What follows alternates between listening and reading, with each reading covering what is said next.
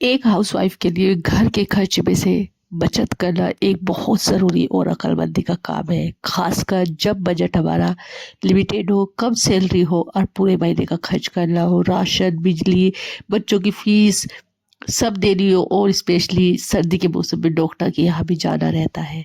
तो बस यहाँ कुछ टिप्स मैं आपके साथ शेयर करूंगी जो आपके बहुत काम आएंगे और इंशाल्लाह आपको बहुत अच्छे लगेंगे। और आज की इस वीडियो में आपके साथ शेयर करूंगी मज़ेदार सी पनीर की शाही पनीर की रेसिपी और साथ ही बची हुई चीज़ों से हमें क्या बनाना चाहिए ये भी शेयर करूंगी। तो अस्सलाम वालेकुम माय यूट्यूब फैमिली, कैसे हैं आप सब? अल्हम्दुलिल्लाह मैं बिल्कुल ठीक ठाक हूँ।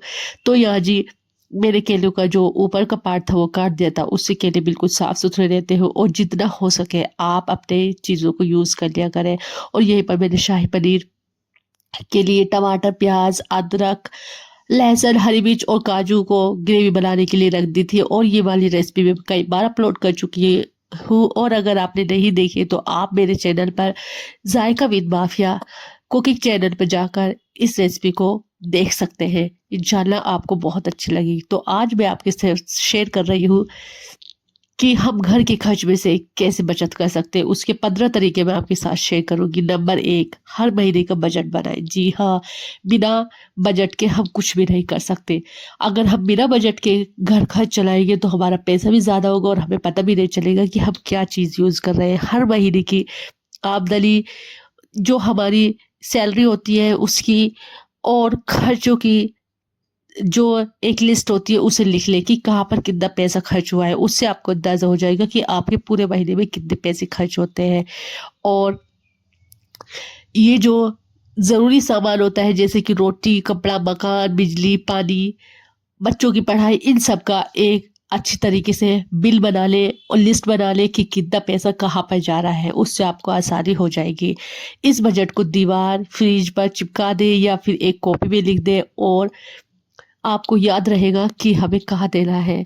मैं आपसे सबसे पहले माज़रत करना चाहूँगी, आपको मेरी आवाज़ ज़रा अजीब सी लग रही हो क्योंकि सर्दी का मौसम है स्टार्टिंग की और इस टाइम नज़ला खांसी जुकाम हो ही रहा है और मुझे यहाँ पर बहुत ज़बरदस्त जुकाम हो रहा था जिससे मैं बहुत ही मुश्किल से आपके लिए वीडियो और बना अगर रही हूँ। चाहती है कि आपके बचत भी हो और घर घर में खैर बरकत भी हो तो आप सामान को एक साथ लाया करें। डेली डेली के बेसिस पर बहुत सी घरों में ऐसी आदत होती है कि वो अगर आज हमें दाल बनानी है तो दाल आज ही लेकर आनी है, अगर हमें आज मिर्चों की ज़रूरत है तो आज ही मिर्च लेके आएंगे।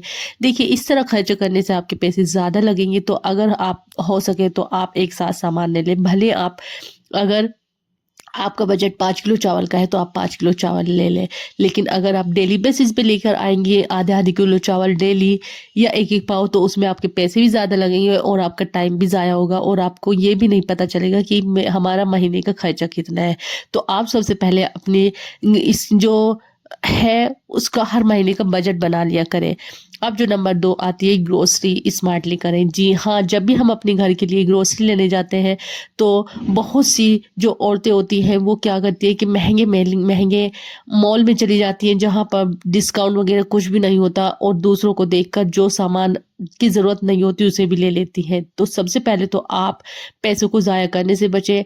वो सबसे पहले आप देख लें कि आपको चीज़ की क्या ज़रूरत है। जब आप घर से निकला करें तो आप पहले ही लिस्ट बना लिया करें कि मुझे ये सामान चाहिए। अगर आप पेज पे नहीं लिख सकती तो आप अपने मोबाइल में एक नोट बना लीजिए कि मुझे ये सामान चाहिए। सबसे पहले आप अपना सामान लें फिर उसके बाद कोई और ख़रीदारी करें। और ग्रोसरी जो है वो स्मार्टली तरीके से करें। हमेशा वो चीज़ लें जिस पर डिस्काउंट मिलता है, एक ही साथ एक फ्री चीज़ हमेशा मिलती है। लिस्ट बनाकर ही शॉपिंग के लिए निकलें। मार्केट जाने से पहले किचन चेक कर लें, जो चीज़ें हैं उनकी जो है उन्हें मत लाएँ और जो नहीं है उन्हें लेकर आएँ। बार-बार चीज़ों को रिपीट करेंगी तो आपके पैसे भी ज़ाया होंगे और चीज़ें भी वेस्ट चली जाएँगी। महीने की राशन एक बार में लें, रोज़-रोज़ ये छोटे-छोटे खर्चे ज़्यादा होते हैं। तो आप जब भी जाएँ पहले अपना बजट देख लें कि मुझे इतनी चीज़ में इतना सामान लेकर आना है और फिर उसी बेसिस पर आप अपना बजट बनाएँ। देखिए हर चीज़ करनी मुश्किल नहीं है, बस जब हम एक कोशिश करते हैं तो हमारे सारे मसले हल हो जाते हैं। तो आप भी इस बात का ध्यान रखा करें। अच्छा, और जब भी आप ग्रोसरी किया करें, एक सोची समझी स्कीम के तहत किया करें। ना आपका टाइम वेस्ट हो और ना आप बाहर जाकर यूल करें कि मुझे क्या लेना था। अब नंबर 3 आती है डिस्काउंट एंड ऑफर का फ़ायदा उठाएँ। जी हाँ, जब भी आप मार्केट जाती हैं, तो अक्सर ये आपने देखा होगा सुपरमार्केट्स होती हैं या मॉल होते हैं, वहाँ पर डिस्काउंट के ऑफर्स निकले रहते हैं। अब जैसे सर्दियाँ आ रही हैं, अगर आप गर्मी के सूट लेंगी तो आपको इस बार गर्मी के सूटों पर बहुत अच्छी बचत भी हो जाएगी और अगले साल आपके काम भी आ जाएँगे। और ये नहीं है कि सर्दी के स्टार्टिंग में सूट बेकार निकलते हैं, इस टाइम नई वैरायटी निकलती है। जब आप सर्दी का एंड होगा और गर्मी के सूट देखेंगी, वही सूट आपको डबल रेट में मिलेगा। तो आप जब भी देखा करें डिस्काउंट पर देखा करें कि कहाँ पे क्या सामान मिल रहा है, आपको इसमें बहुत फ़ायदा होगा।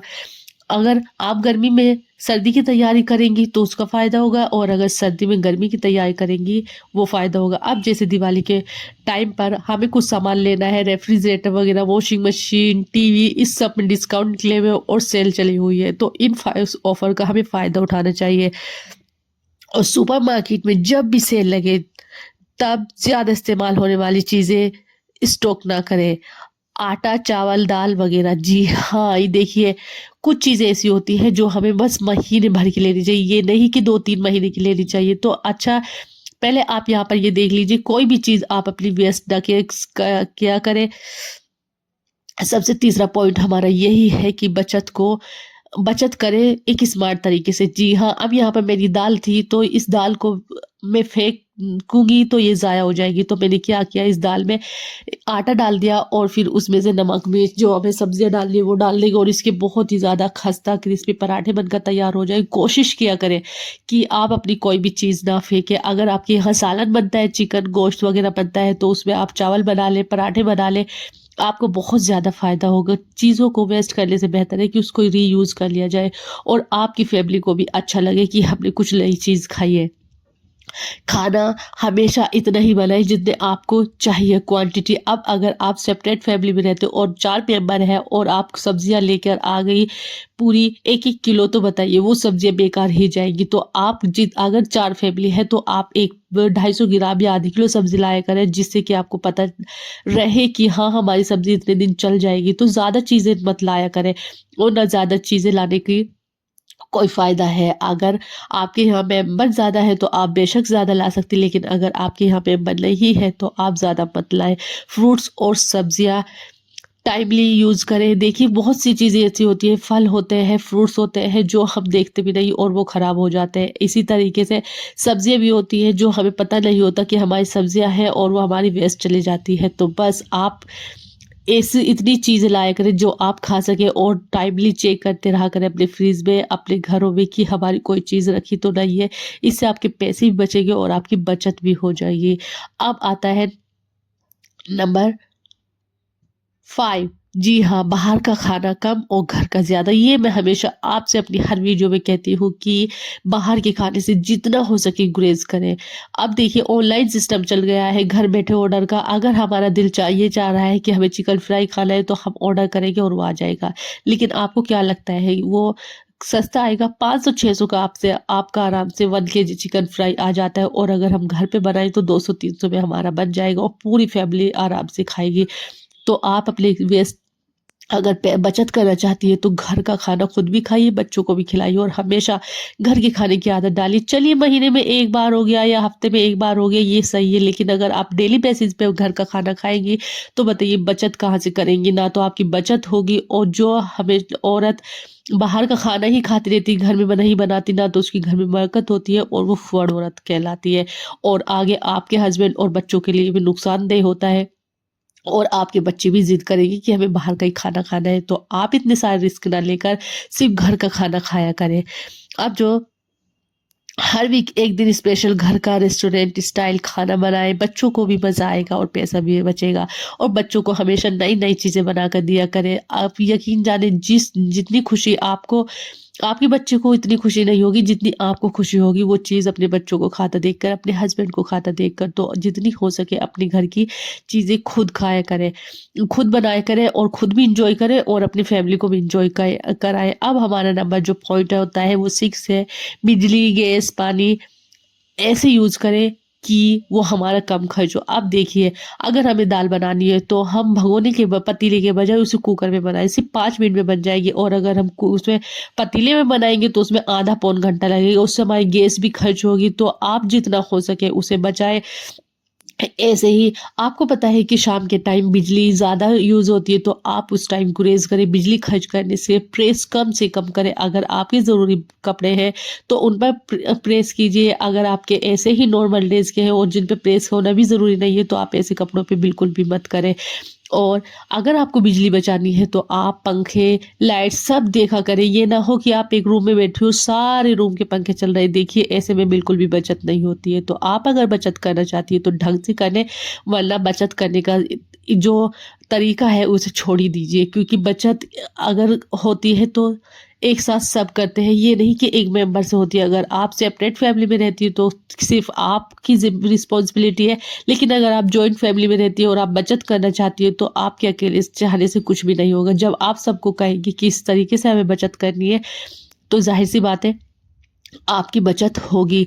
पानी जो होता है वो ज़्यादा वेस्ट ना करें, हर ड्रॉप इम्पोर्टेंट है। जी हाँ, पानी की एक एक बूंद कीमती, ये तो पता है। और जब हमारा मोटर वगैरह या नल वगैरह ख़राब हो जाता है तब हमें पानी की अहमियत पता चलती है। तो कभी भी आप ऐसा ना करें और सारी चीज़ों को इतना यूज़ करें कि वो इस्तेमाल हो जाए। गीज़र, प्रेस, हीटर, जो एक्स्ट्रा इलेक्ट्रिक जो होते हैं, इन्हें कब से कब यूज़ करें और कब टाइम के लिए यूज़ किया करें। अब आती है कपड़ों और जूतों को सही इस्तेमाल।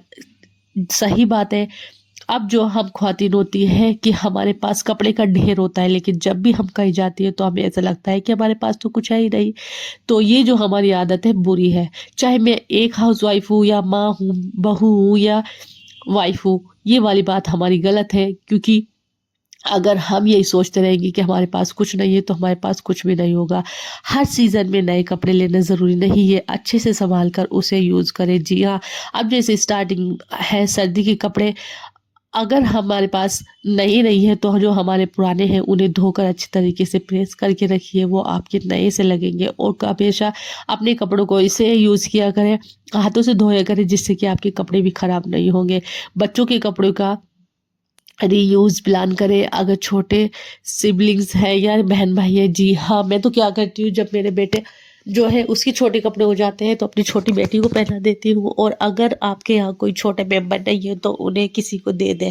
इससे तो बेहतर है कि वो घर पर पड़े रहेंगे और आराम से काम भी आएंगे किसी के। ऐसा ना हो कि आप मार्केट जाएं और मार्केट से आप उन चीज़ों को खरीद लेकर आएँ, आपके पास पहले से जूते भी हैं और कपड़े भी हैं और अलमारी भरी हुई है, और फिर भी आप नई नई चीज़ें खरीद रही हैं। देखिए, इससे आपका टाइम भी वेस्ट होगा, कपड़े भी आपके बहुत ज़्यादा हो जाएंगे। आपको ध्यान भी नहीं रहेगा कि मुझे कौन सा पहनना है और कौन सा नहीं, और साथ में आपके पैसे भी खर्च होंगे।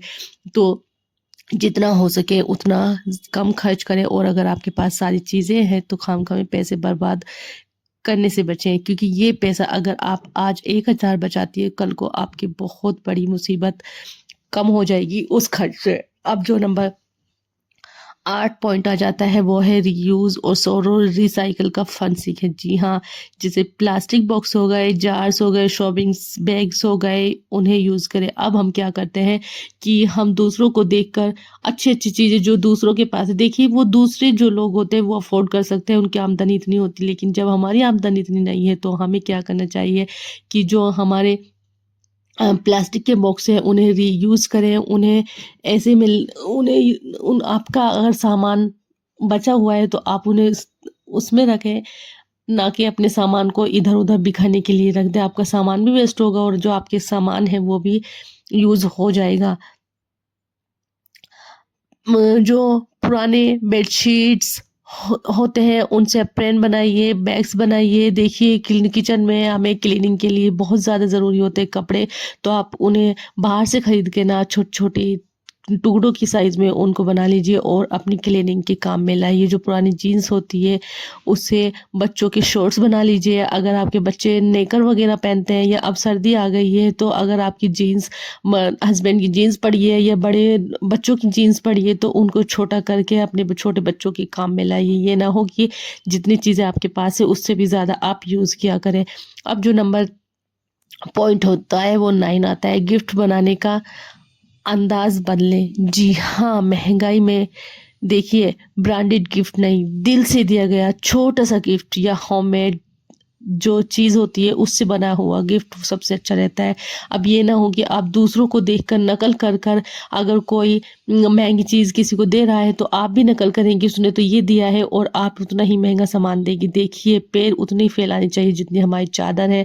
दूसरों को देखकर कभी भी नकल ना करें। अगर आप दूसरों को देखकर नकल करेंगी तो कभी भी बचत नहीं कर सकती और अपने घर का ही नुकसान हो जाता है। तो आप कभी भी किसी को देखकर नकल ना करें बल्कि एक स्मार्ट तरीके से चीज़ें बनाएँ। अगर आपको गिफ्ट देना है और आपसे पैकिंग आती है तो वो आप बाहर से सामान लाकर उस जो गिफ्ट के सामान जो होता है पैकिंग का सामान उसमें 4-5 गिफ्ट आसानी से पैक कर सकती है। लेकिन अगर आप बाहर से पैक कराएँगी तो अकेला ही वो बहुत ज़्यादा महँगे पैसों में पैक होगा। तो आप जितना हो सके घर की चीज़ें यूज़ किया करें।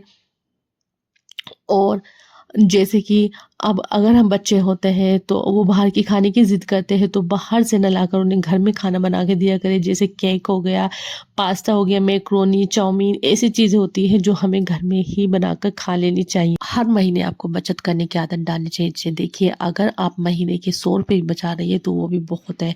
अगर आपकी आमदनी ज़्यादा नहीं है और आप सिर्फ़ 100 रुपए बचा रही हैं तो उसे भी बचाने में कोई बुराई नहीं है। ये मत सोचिए कि फिर 100 रुपए ही तो है, इन्हें बचाकर क्या करूँ? जब बूँद-बूँद से घड़ा भर सकता है तो ये 100-100 रुपए हर महीने हम जोड़ेंगे तो हमारी बहुत सारी बचत भी हो सकती है। तो जितना हो सके आप घर में बचत करने की आदत डालें, 10 हो, 20 हो या 100 रुपए हो।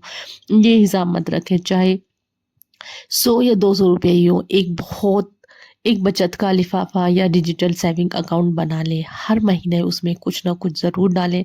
वक़्त आने पर यही आपकी बहुत बड़ी हेल्प कर देगा। अब जो नंबर 11 है वो है अपने स्किल्स का फ़ायदा उठाएँ। जी हाँ, अक्सर ये हमसे बहुत सी चीज़ें होती हैं लेकिन हमें उसका फ़ायदा नहीं उठाना आता। जैसे कि हमसे कभी सिलाई अच्छी आती है, हमसे मेकअप अच्छा आता है, मेहंदी लगानी अच्छी आती है। तो अगर आपके अंदर कोई हुनर है तो उसका फ़ायदा उठाएँ, ना कि उसे बस अपने अंदर जमा होने दें। अगर आप कुकिंग, स्टिचिंग, मेहंदी, ऑनलाइन काम या ट्यूशन या यूट्यूब पर वीडियो बनाकर डाल सकती हैं तो आप डालिए। देखिए स्टार्ट जब आप करेंगी तो तभी आप आगे बढ़ेंगी और आमदनी चाहे आपकी कम हो लेकिन उससे आपको फ़ायदा होगा और जितनी ज़्यादा आपकी इनकम होगी उसमें ही आप सबसे ज़्यादा बचत कर सकती हैं। अब आती है नंबर 12। बच्चों को छोटी उम्र से ही ये सिखाएँ कि बचत करना क्या कहते हैं। जी हाँ, जब भी आप पॉकेट मनी दें, बच्चों को इतनी पॉकेट मनी दें जितनी उन्हें ज़रूरत हो। एक्स्ट्रा पैसे देने की आदत बिल्कुल भी ना डालें और बच्चों को बताएँ कि बचत किसे कहते हैं और हम अपने बच्चे को अपने बचे हुए पैसों को सेव किस तरीके से कर सकते हैं। बच्चों को पॉकेट मनी का हिसाब रखना सिखाएँ, उन्हें बताइए कि आपको इतने पैसे दिए हैं तो आपको इतने ही खर्च करने हैं। उन्हें टॉयज़ या लग्ज़री की जगह किताब या स्किल पे इन्वेस्ट करने की आदत डालें, तभी वो आपसे अच्छी बातें अब जो हमारी बात आ जाती है नंबर 13 पॉइंट की यानी कि 13 की वो है हमारी जो इस्लामिक बातें हैं उनके ऊपर चलकर। जी हाँ, अगर आप अपने घर में बरकत चाहती हैं तो शुरू से ही अपने बच्चों को दीनी तालीम दें। दीनी तालीम जो होती है उसको बताएँ कि उससे बरकत कैसे लाई जाती है। जैसे कि हर काम से पहले बिस्मिल्लाह पढ़ें, हर नेमत पे अल्हम्दुलिल्लाह कहें, शुक्र करने की आदत डालें। हर मुश्किल वक़्त में हस्बुनल्लाहु व निअमल वकील बुलवाएँ, सदका और ज़कात। जी हाँ, अगर आप अपने रिज़्क में बरकत करना चाहती हैं और अपने चाहती हैं कि आपकी बचत भी हो तो सबसे पहले अपने बच्चों को और अपने आप को सदका देने की आदत डालें और ये कहते हैं कि अगर हम अल्लाह ताला के यहाँ 1 रुपया जमा करते हैं तो वहाँ पर अल्लाह ताला उसके हमें 10 बनाकर दे देता है। तो बस आप जब अल्लाह के नाम से सारे काम शुरू करेंगी, सदका खैरात करेंगी तो आपके घर में बरकत भी होगी, बचत भी होगी, सब कुछ होगा और खुशियाँ भी आएँगी। अब नंबर 14 की बात आ जाती है, हर खर्च का हिसाब लिखें। जी हाँ, चाहे आप 10 रुपए खर्च कर रही हों या 20 रुपए या 1000 रुपए, उन सबको आप लिख लें। इससे आपको अंदाज़ा रहेगा कि मैंने कितना पैसा कहाँ पर खर्च किया। अक्सर ये हम 10 रुपए की चीज़ भी लेकर भूल जाते हैं और हमारे हिसाब में गड़बड़ हो जाती है। तो आप हर खर्च का हिसाब लिखें। एक डायरी, एक मोबाइल लें, मोबाइल में नोट बना लें या फिर अगर मोबाइल यूज़ करना नहीं जानते तो आप एक डायरी ले लें और उसमें सारे पैसे का हिसाब लिख लें, एक-एक पैसे का। महीने के महीने आखिर के में देखें कि कहाँ ज़रूरत से ज़्यादा खर्च हुआ है, अगले महीने वहाँ पर आप कम खर्च करें। अब जो नंबर 15 आता है, वो है घर में सादा-सा और साफ-सा एनवायरनमेंट हो। जी हाँ, किसी को दिखाने की ज़रूरत नहीं है कि आप क्या यूज़ कर रहे हैं। देखिए, किसी को कोई मतलब नहीं होता, आप घर पर क्या खा रहे हो, क्या नहीं। किसी को शो ऑफ करने की ज़रूरत नहीं है, फिज़ूल खर्ची करने की ज़रूरत नहीं है। अगर आप बाहर किसी की शादी में जा रही है, दावत में जा रही है, तो कोई ज़रूरत नहीं है वहाँ पर ज़्यादा से ज़्यादा पैसा खर्च करने की। जितने चीज़ आपके पास है उसमें सुकून हासिल करिए। फ़ुज़ूल शो पीसेस, हेवी डेकोरेशन और ऐसी चीज़ें जो हमारे पास ऑलरेडी मौजूद है और जिनका हमारे घर में कुछ ज़रूरत ही नहीं है, ऐसी चीज़ें बिल्कुल भी मत देखें। दूसरों की ज़िंदगी से मुतासिर होकर अपनी ज़िंदगी को ख़राब मत करें। जो सादा ज़िंदगी होती है वो आसान भी होती है और जितना कम सामान होगा उतनी हमें ज़्यादा कम टेंशन होगी। तो बस ये थे जो 15 पॉइंट तो जो मैंने आपके साथ शेयर किए हैं, इंशाल्लाह आपको बहुत अच्छे लगेंगे और सारे के सारे बहुत ही ज़्यादा इम्पोर्टेंट है। और अब एक लास्ट बात जो मैं आपसे कहना चाहती हूँ, वो है कि एक समझदार जो हाउसवाइफ होती है, अपने घर को जन्नत बनाती है, अपनी सोच से बरकत लाती है और हर हाल में शुक्र अदा करती है। तो अगर आप चाहें तो अपने घर को जन्नत बना सकती है और अगर आप चाहें तो अपने घर में खुद उसका माहौल ऐसा बना सकती है कि उसमें ना तो बरकत रहती है, ना ही कोई तहज़ीब रहती है और ना ही कोई रौनक रहती है। तो अगर आप चाहें तो आपके हाथ में आपके घर की बागडोर होती है और आप अपने घर की मालिका हैं, तो आप जैसे चाहे अपने घर को चला सकती हैं। बचत करना और ना करना सिर्फ आपके हाथ में है। कोई आकर आपको ये एडवाइस नहीं देगा कि बचत कैसे की जाए। बस आप जो मैंने पॉइंट्स किए हैं उन पर अमल करिए, इंशाल्लाह आपको बचत भी होगी, बरकत भी, सुकून भी। तो मैं ऐसे ही व्लॉग मैं आपके लिए लेकर आती रहूँगी। तब तक के लिए अल्लाह हाफ़िज़, दुआ में याद रखिए और अपना ढेर सारा ख़्याल भी करिएगा और कमेंट्स करके बताइएगा कौन-सा पॉइंट आपको सबसे ज़्यादा अच्छा लगा। अल्लाह हाफ़िज़।